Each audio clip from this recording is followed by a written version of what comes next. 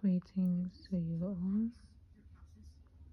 This is another video under spirituality. You can call me Umakhosi Umpilo wasemhlengikazi. So today we are going to be speaking about how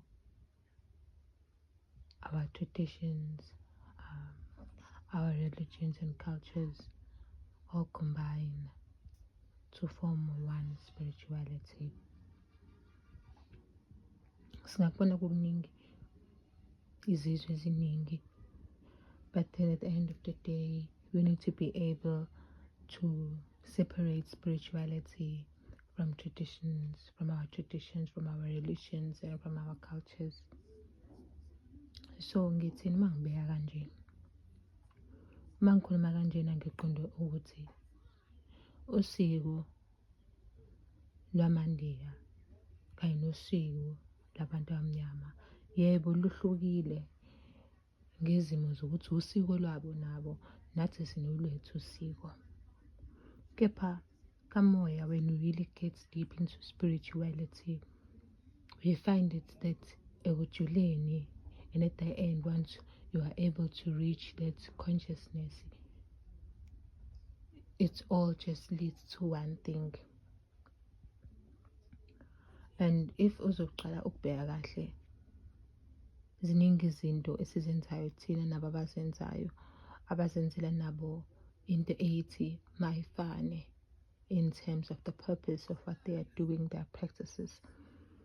But then if we were to really pay attention to what we all practice, bona bayipractice-ayo nathi siyipractice-ayo, nababelungu, adunathi mina amandiya kuphela nababelungu, if uzoqala ukujulisisa ubheke kahle sonke ekugcineni senze into efanayo, ngoba ekugcineni umoya munye kamoya kunye, bese kuhlwa ngokuthi wena ukhule ngaphansi kwasiphi sona isandla. For instance, there are some cases whereby umuntu oyindiya ukhuliswe ngaphansi kwesandla somuntu omnyama, usangawalandela amasiko akhona, amsebenzele naye. Phinde futhi kanjalo umZulu ngaphansi kwesandla selinye isiko, uzolandela kumsebenzele futhi naye. So what does that imply? That implies ukuthi ekugcineni umoya munye. So this topic is a very long topic.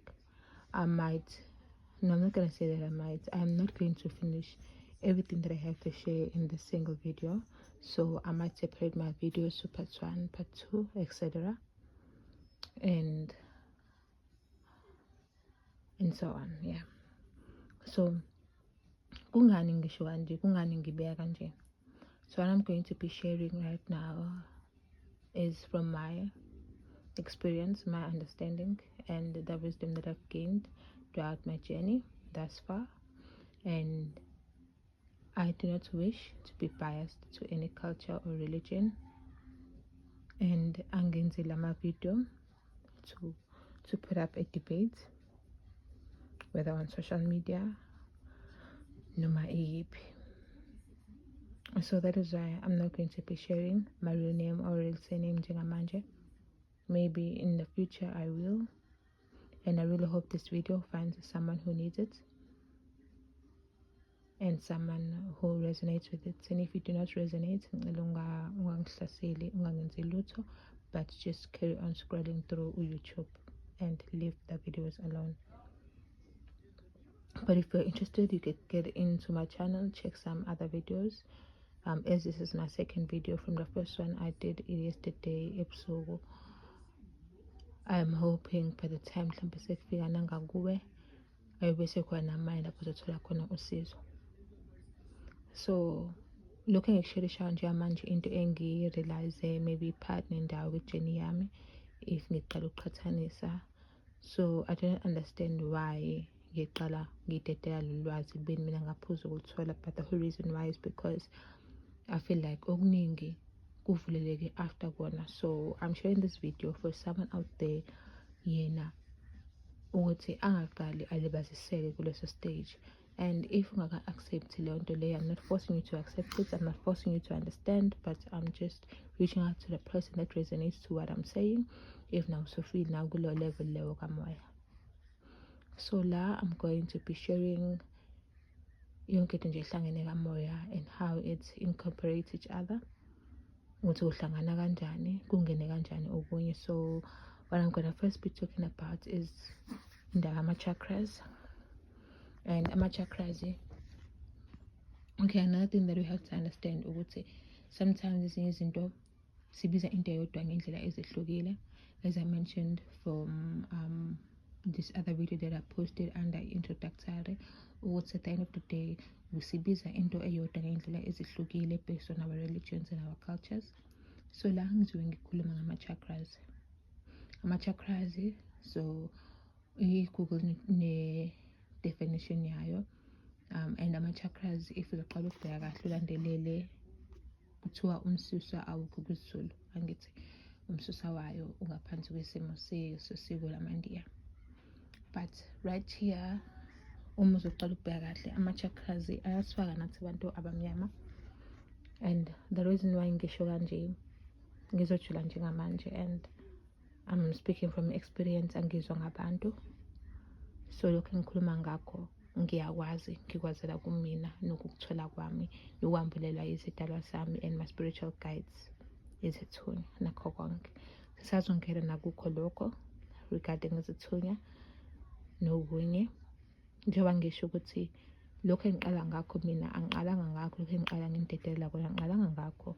But I feel like ukube umuntu uqala ngakho kuba lula ukuthi now khone to reach out to your spiritual guides and ancestors, because our fact is, and we all know this, whether I'm talking from experience or not, we all have ancestors, and sonke sinomoya, and wonke ama-ancestors ethu ayafinyelela kithi some way or another. Just depends nina kwi-form of communication yenu and whether you have figured it out or not. So ama-chakras, Google nawo unendlela yayo ewachaza ngayo, but nje simply put, ama-chakras are different locations on your body, especially located around okanye in line with the spinal cord sakho. So they're like sources of different kinds of energies, and they are amplified and expressed in different colors. So each chakra imele into ethile, umuzwa othile, and each chakra representa umbala othile, and sonke sinawo. Basically njenge ngachaza ukuthi ama-chakras kahle kahle it's like umsusa wayo usuka from usiko lolongelona ulesintu noma elamaZulu. But now iyangena kunjani ngibeka kanje, noma kungani ngibeka kanje ngoba if sizoqala sibuke ipart le embala of lama-chakras, because lama-chakras are energies that vibrate at a certain level, and that vibrates producing a certain color. So if wena ungumuntu uzogqoka umbala othile, you are amplifying and supporting that particular chakra. And ama-chakras lawa azekayo kakhulu awu-7, aleko sacral chakra uzoyokhuphuka uyophuma yephi ko-crown chakra. So lana wonke lawa anembala yakhona. So if mina ngizogqoka u-red, excuse me, if mina ngizogqoka u-red, so ngizothatha ngihambe ngiyo-amplify yiphi leyo chakra leyo mina engiyigqokelile esemzimbeni wami. Bese uthi if sengi-amplify yona imizwa nakho konke okuhambisana lo chakra nayo iyaphakama, nawo wonke ama-benefits wawo, because ama-chakras lawa iwona ayi-root yethu, iwona afida our soul and our spirits, and in turn feeds our physical body.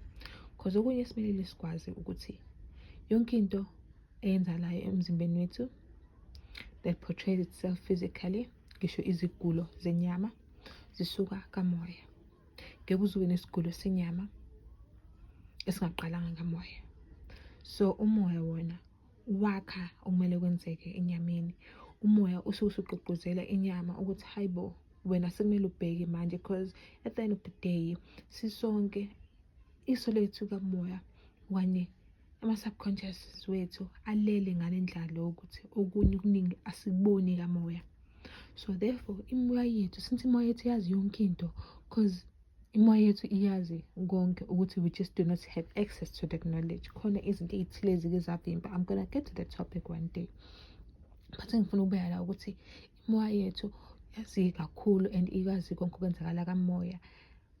But thina siyasala ngokwenyama ngenxa yokuthi iy'nyama zethu zingcolile ekuthenini zingakhoni ukufinyelela. Izinyama zethu zididisekile ngokuthile ekutheni imoya yethu ingakhoni ukufinyelela enyameni yethu. So therefore umoya wethu into ezamayo ukutetela izigulo ngokwenyama, uyitetele ukuthi wena usuyayibona manje usunereshe, usuyayibona manje usunokuthi ushowa izinto ey'thile, izinto ey'mila ngaphakathi esinyeni, ushawa amaphaphu, ushawa ini. At the end of the day okunye futhi ukuthi hlezi wazi ukuthi there is a scientific explanation of things and then there's a spiritual explanation of things.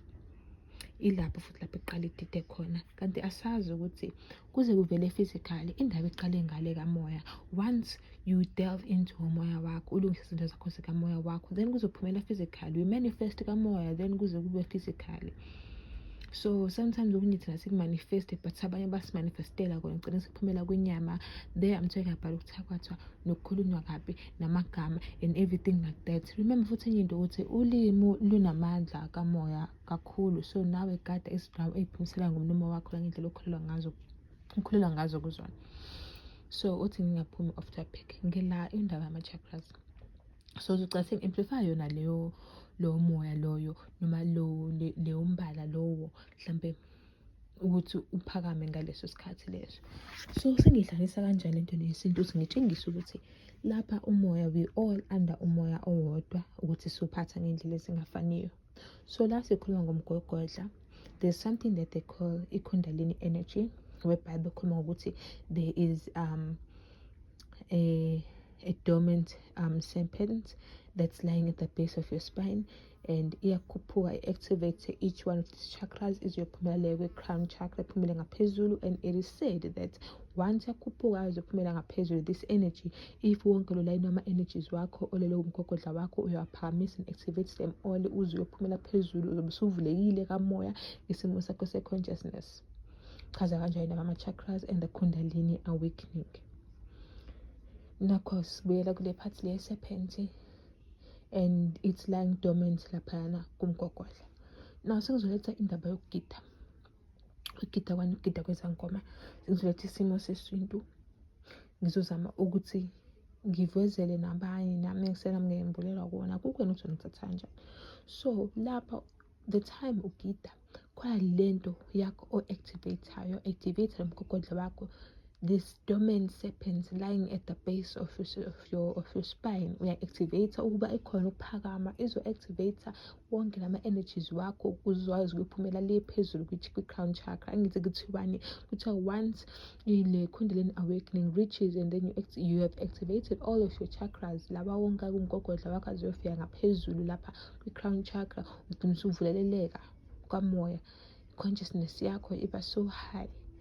Kanti futhi ngokwesintu uma usugida wagida ngempela wajulisisa kahle, uyuna-ke if umuntu omZulu esevukwe ngumoya kuze kube ngazuthi ushake umzimba wakho ngaphezulu kanye namahlombe akhe azapheqeza amehlo umuntu. Angisasho ngalaba abafekayo, ngisho laba abeqiniso, abantu abayifilayo leyo nto leyo. Abanye bakaze bayifila, abanye just happen spontaneously. So the time uzo-activate leyo nto leyo, wonke lama-chakras activate once waqhuma waphuma le phezulu. Emva lokho umoya usuyawuza uyakhuluma, ukhuluma emadlebeni akho, ubone uvezele ube ney'bonakaliso lapho ngey'bonakaliso esikhuluma about the third eye. treated, yabona ababiza ngelinye igama, nathi isimo seyibonakaliso. And sengivela ngaleyo ndlela. At the end of the day, khona into ethile about stamping, ushaya phansi, stamping your feet on the ground. Khona le energy lo usuke uyisusa nawe phansi, that vibration you send up your spine izophumela ngaphezulu. Khona the spirit that you are invoking inside of you, ukuthi khona ukuphakama eziyofika lapho kumele ifike khona, khona uzokwazi futhi udedele umoya le kumele udedele. And then sesobuka isimo sokugida ukuthi ama-cultures mangake agidayo, ukuthi khona okuthile kuseyokwenza. The time sisina, that's our culture. Sasina, sikhona abantu esibajabulisayo, sijabulise kuphethina kuphela, kepha sijabulise nanomoya ongaphakathi kuthina olele kithi. Nawo ushembe nawo uyagida. Mese sizofika nakule phathi le yezayoni, the time isayoni sishaya uzamthelela, sishaya urawunda, sishaya isikhalanga, that energy uyakhayo, ispiral leso sakhayo, ispiral esenziwa inyoka. So angisho ukuthi isenziwa inyoka, but kahle kahle inyoka ibekelwe as a form of expression, indlela bangakwazi ukuchaza ngayo how it feels and how it goes, and isimo sayo inyoka sokuhlubuka kwesikhumba sayo nayo, ukuthi once wadlula kulama stages lawo, you become a new person because of the things that you are witnessing now, and because of the things that unfold before your eyes. Because once wabona okuthile, ngeke uzungitshela ukuthi uma usubonile okuthile wena umqondo wakho uzoqhubeka ube ngale ndlela ethile. No, umqondo wakho nomcabango yakho izophinda ishintshe all together. So this video has become too long.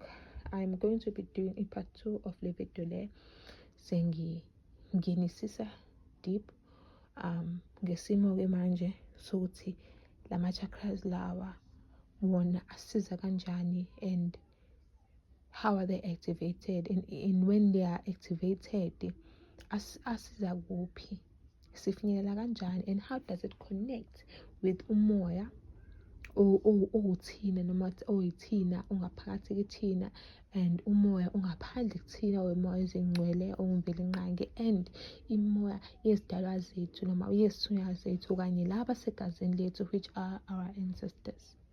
Thank you for watching thus far. Please stick around if amavideo ami interested kuyona, and if ungenawo, once again this video will find umuntu edingayo noma abantu abayidingayo okuyisimilar journey njengamanje, as kusaningi okunye engisazimisele ngokwambula, basically nje ngine load eningi engidinga ukuyithulula, and ngidinga ukuyithululela abantu.